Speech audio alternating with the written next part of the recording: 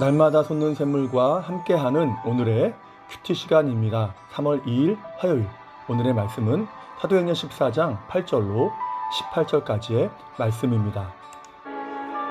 루스드라에 발을 쓰지 못하는 한 사람이 앉아 있는데 나면서 걷지 못하게 되어 걸어본 적이 없는 자라. 바울이 말하는 것을 듣거늘 바울이 주목하여 구원받을 만한 믿음이 그에게 있는 것을 보고 큰 소리로 내 발로 바로 일어서라. 그 사람이 일어나 걷는지라. 무리가 바울이 한 일을 보고 루가오니아 방언으로 소리질러 이르되 신들이 사람의 형상으로 우리 가운데 내려오셨다. 바나바는 제우스라 하고 바울은 그 중에 말하는 자이므로 헤르메스라 하더라. 치유의 제우스 신당의 제사장이 소와 화환들을 가지고 대문 앞에 와서 무리와 함께 제사하고자 하니 두 사도 바나바와 바울이 듣고 옷을 찢고 무리 가운데 뛰어들어가서 소리질러 여러분이여, 어찌하여 이러한 일을 하느냐? 우리도 여러분과 같은 성경을 가진 사람이라. 여러분에게 복음을 전하는 것은 이런 헛된 일을 버리고 천지와 바다와 그 가운데 만물을 지으시고 살아계신 하나님께로 돌아오게 함이라. 하나님이 지나간 세대에는 모든 민족으로 자기들의 길들을 가게 방임하셨으나 그러나 자기를 증언하지 아니하신 것이 아니니 곧 여러분에게 하늘로부터 비를 내리시며 결실기를 주시는 선한 일을 하사 음식과 기쁨으로 여러분의 마음에 만족하게 하셨느니라. 이렇게 말하여 겨우 무리를 말려 자기들에게 제사를 못하게 하니라. 새로운 아침입니다. 여호와 라파, 하나님은 우리를 치료하시는 분이십니다. 사도행전을 보면 사도들의 복음을 전하는 여정에서 치유의 역사가 많이 나타나는 것을 봅니다. 곳곳에서 걷지 못하는 자, 귀신 들린 자, 중풍병자들이 고침을 받는 역사가 나타나죠. 그때 사람들은 사도들을 추앙하고 높였지만 그들은 오히려 자기를 감추고 오직 그리스도를 보게 하는 데에 힘쓰는 것을 보게 되는데요. 그러면 오늘 본문에서 주시는 메시지는 무엇일까요? 본문을 보면 루스드라에 나면서부터 한 번도 걸어본 적이 없는 자가 나옵니다.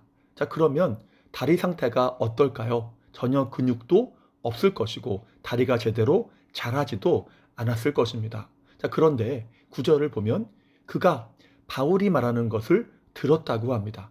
복음을 들었다는 것이죠. 그리고 그의 문제가 해결되죠. 자, 그래서 성경에서 확인하는 것은 모든 은혜와 도우심은 말씀을 통해서 공급된다는 것입니다.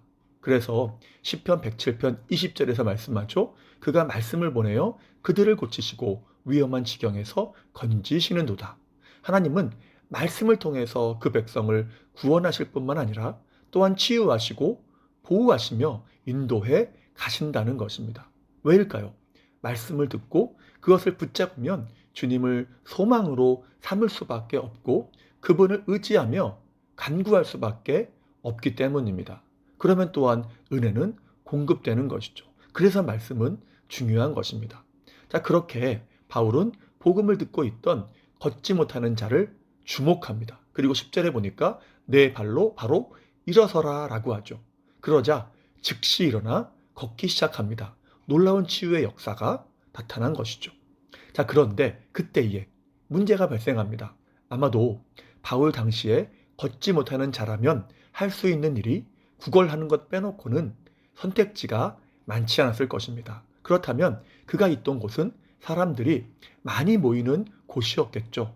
그래서 치유의 이적을 행한 바울에게 제사하려고 했던 장소를 13절에서는 대문 앞이라고 하는데 이를 새 번역 성경에서는 성문 앞이라고 하죠. 그러니까 그 성에서 가장 붐비는 곳이 본문의 장소적인 배경이 되고 많은 사람들이 그 이적을 못 걷는 자가 걷게 되는 이적을 본 것입니다. 그런데 문제는 이러한 이적을 보고 사람들이 놀라서 바울을 제우스, 바나바를 헤르메스라고 하면서 신으로 생각하고 제사하려 한 것이죠. 복음을 전하는 이유도 15절 말씀처럼 우상 숭배라는 헛된 일을 버리고 창조주 하나님을 섬기게 하기 위함인데 그들에게 우상 숭배를 하려고 한 것입니다. 자, 그런데 다르게 보면 이것이 바울에게는 얼마나 기분이 좋은 일이었을까요? 자신을 신이라고 생각하고 우러러보고 있지 않습니까? 바울이 만약에 가만히 있었다면 그곳 사람들에게 높임을 받고 엄청난 대접을 받았을 것입니다. 이것이야말로 큰 유혹이 아닙니까? 시험이죠. 교만과 자만이라는 유혹입니다. 이에 대해서 C.S. 루이스는 인간의 죄 중에서 가장 큰 죄는 단연코 교만이라고 합니다. 왜냐하면 교만은 하나님과 전적으로 대적하고 맞서는 상태이기 때문입니다.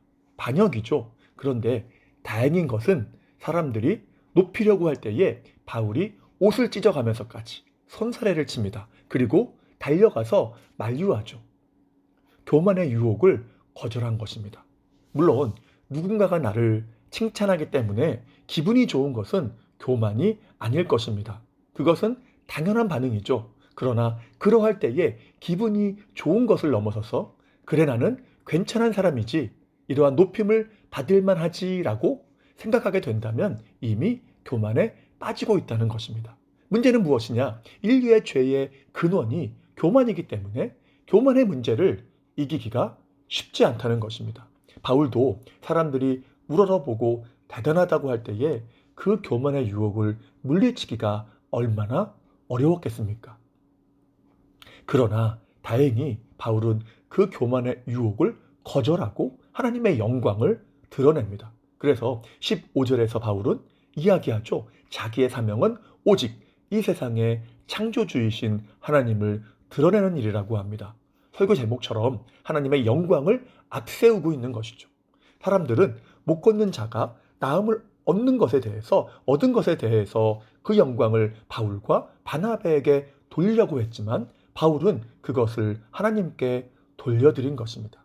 베드로도 마찬가지입니다. 사도행전 3장을 보면 나면서부터 걷지 못한 자를 고친 이후에 사람들이 우러러 볼 때에 베드로는 이렇게 말합니다. 왜 우리의 권능과 경건으로 이 사람을 걷게 된 것처럼 주목하느냐? 오히려 주님을 믿는 믿음이 낫게 했다라고 말한 것이죠. 자신을 보지 말고 능력의 주님을 보라는 것이죠. 주 하나님의 영광을 앞세운 것입니다. 세례 요한의 고백처럼 자신은 작아지고 하나님의 영광은 흥하기를 바랐던 것이죠. 그렇습니다. 우리는 결코 교만할 수 없습니다. 성경은 우리가 흙으로 지어졌다고 합니다. 영어로 보면 먼지라고 합니다. 더스트, 먼지. 먼지에게 무슨 의미를 둘 수 있을까요? 그래서 칼빈은 흙으로 지음을 받은 것에 대해서 인간의 교만이 굴레 씌워졌다고 합니다. 너희는 흙이니 겸손하라 라는 것이죠. 바울도 본문 15절에서 자신들이 똑같은 성정을 가졌다고 합니다. 다른 사람들과 동일하게 연약함과 한계라는 본성을 가진 인간임을 고백하는 것입니다. 결국 우리는 십자가를 통해 주시는 은혜와 능력이 없다면 아무것도 아니라는 것입니다. 구원과 하나님의 기쁨이 되는 것과 영적인 면에서 완전히 무기력한 것이죠. 그러나 반대로 주님이 은혜를 주시면 우리는 큰 용사가 되고 강하여 용맥을 바라는 삶이 됩니다. 바울처럼 놀라운 역사를 이루는 것이죠. 그래서 주님도 말씀하시지 않습니까? 나는 포도나무요, 너희는 가지라. 그가 내 안에 거하면 열매를 많이 맺나니 나를 떠나서는 너희가 아무것도 할 수 없음이라. 때문에 우리는 아무리 큰 일을 하고 많은 일을 하더라도 교만할 수 없고 모든 영광을 하나님께만 돌려드릴 수밖에 없는 것입니다. 주님이 아니면 우리는 먼지에 불과하기 때문입니다. 이제 말씀을 마무리합니다.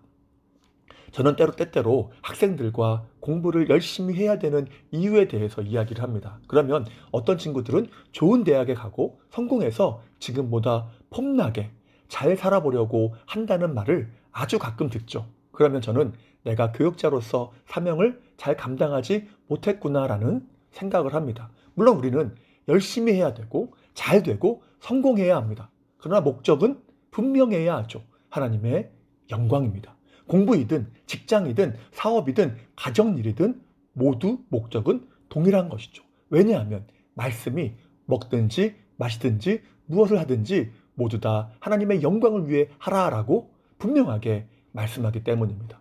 이것이 왜 또 중요할까요? 그것은 힘을 다해 주님이 주신 목표를 향해 달려가다가 위기와 시련을 만날 때에 이기게 되는 원동력이기 때문입니다. 하나님이 그를 반드시 도우실 것이거든요.